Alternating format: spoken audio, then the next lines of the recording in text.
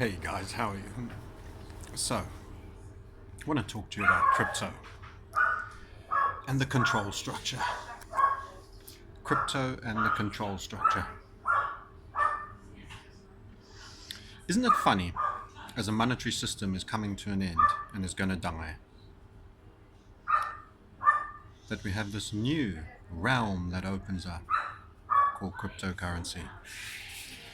We have over-indebted nation states issued fiat that is in its death throes. We have a 1988 Economist magazine cover, a Rothschild's rag, with 2018, the beginning of new world currency. Are you ready? That was 30 years ago. That 30th year is next year. Then I have rumors through the grapevine, through my contacts in the altcoin community, that we're going to have the better part of $1 trillion in fiat working its way in to the crypto markets. And then we have the fairy tales for adults.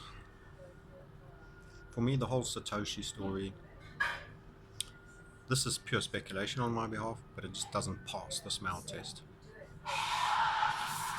Inventors of the world typically have been US, European, UK, Western. The Japanese have been brilliant for taking a gadget or an invention and making it 100 times better, 100 times more fast, 100 times more robust, and 100 times more efficient. They're not always the originators of the ideas. Here we have a guy, Mr. Satoshi, who's done reams and reams of code, thought it all through, thought it all out, birthed all of these thoughts. This is an entire management team of strategy to create Bitcoin of such great depth, then a coding team of such great volume. And you're telling me one man has done this, gave it to everybody, and stepped out of the frame. Never to be seen, heard of. The painter of the Mona Lisa only doesn't sign the artist's name to the bottom of the picture. It's my gift to the world. I am invisible. Never to be seen or heard of again. Because otherwise, I could be tortured for the keys behind this libertarian currency. If I wanted, as a control structure, to create a new money system, the people I have to capture and have believe that it is free, it has none of the ailments of the existing money system, it has none of the issues of the existing money system, it would have to be the libertarians.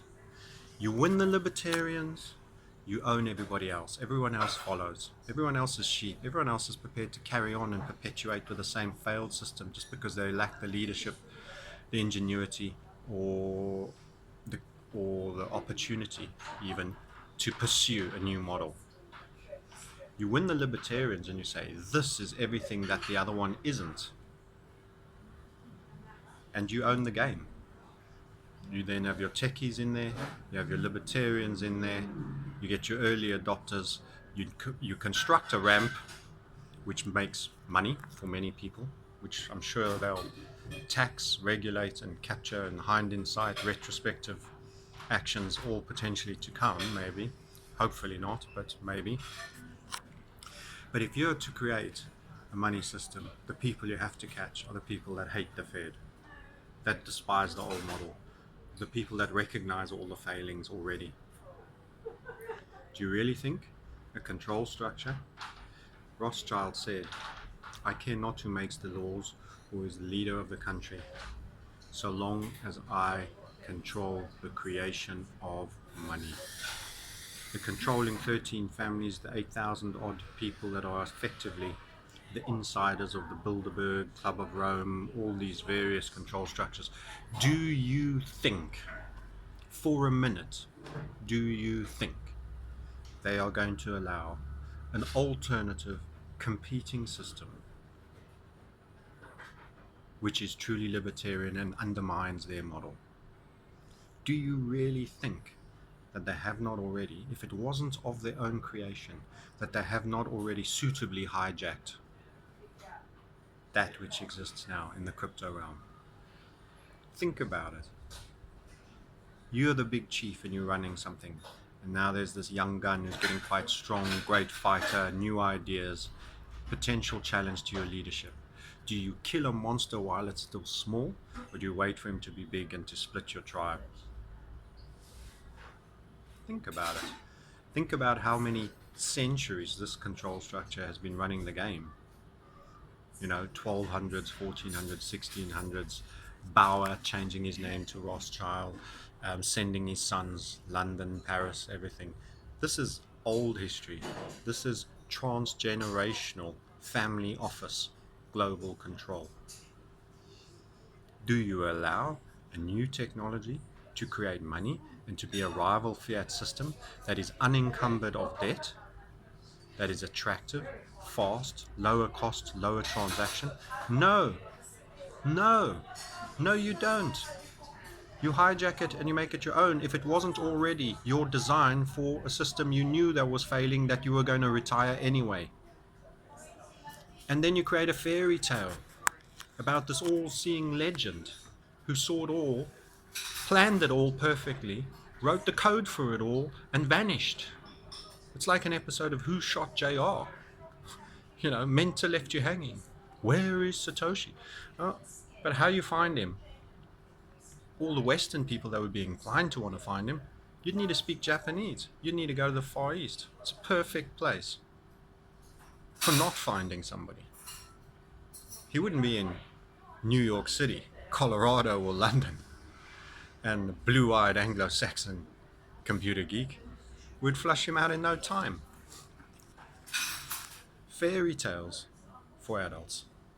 You think you can control children with your Santa Claus and Tooth Fairy on a basic narrative and tell fibs to get certain kinds of behavior? If you do that, you won't get Christmas presents, or they'll be of a lower level, and not be controlled yourself by a deemed higher control structure in similar ways, just ever more complex, ever more vast and detailed. Cryptocurrency is owned, in my view, on balance of probability. Do I know that for fact? No. Do the individual players that are contributing and help develop, are they all own people that aren't libertarians? No. Remember, it's a shoal of fish around the shark. No one needs to know the pattern that it makes, but the collective makes the tunnel around the shark. Without anyone knowing that they are orchestrating the management of the shoal, and the responses to fear, greed, seeking freedom, a ramp, are all the same. I'm part of it. I'm buying crypto, I'm trading crypto, I'm telling people about it. I am part of switching people from fiat into crypto. I am serving the control structure by doing so. I'm serving myself and those that listen to me and helping them get relative wealth, which is how I make my living, by building my own wealth and helping others around me build wealth. But I am, by virtue of my participation in the matrix, I am supporting their matrix, their next plan. I can't escape that fact. Go for the more secure coins, your Moneros. Go for this. Try flush out. Try be with the ones that hold out a little longer, that are a little bit more secure. But don't delude yourself that you're getting out of the grid. You're repositioning yourself within the grid. Better, wealthier, and hopefully with more options, but you haven't escaped. That's my take on balance of probabilities on the crypto realm. Get involved, not because you're escaping, but because it will serve you in your positioning within the grid. Keep trying to be at the periphery of the grid. Keep trying to be at the edge. Keep resisting their forthcoming regulation and choose options that will protect you from tax extraction and usury extraction. But don't fool yourself. That's my take. Anyway, love to hear your comments. Oh, by the way, QE. Got to do this. QE, quantitative easing. People are getting into crypto.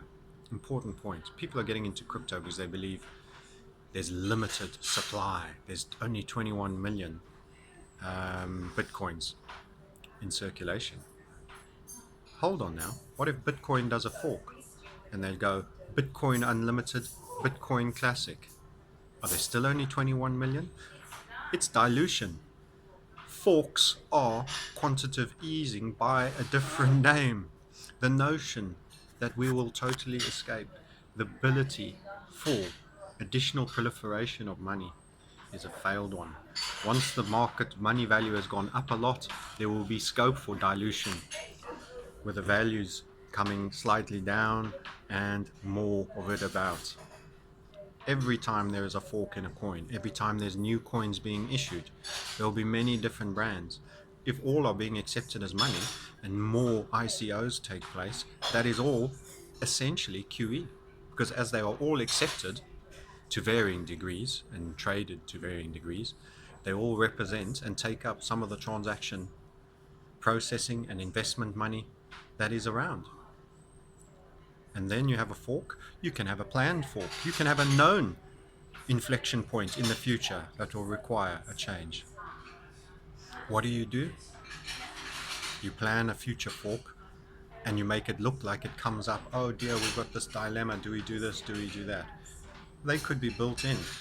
They could even be built in as natural points. Or they aren't. And most of the people that run into them suddenly realize it. It doesn't matter whether they be planned or not. Constitutions get changed. When they wrote the initial constitution in the US, they were meant do not stray from this document.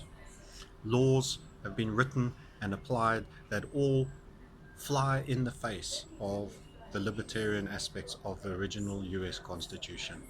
They just put layers and layers of new rules upon new rules. Animal farm all over again. Some animals are more equal than others. How to change all animals being equal.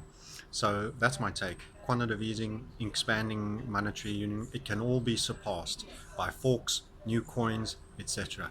And you're back with the same principles of the old system, with another cycle of 80 years to run before it gets too encumbered, either with debt, bad issues, tertiary extraction, too much interest has to be created, and you end up having to fail the system and reset again.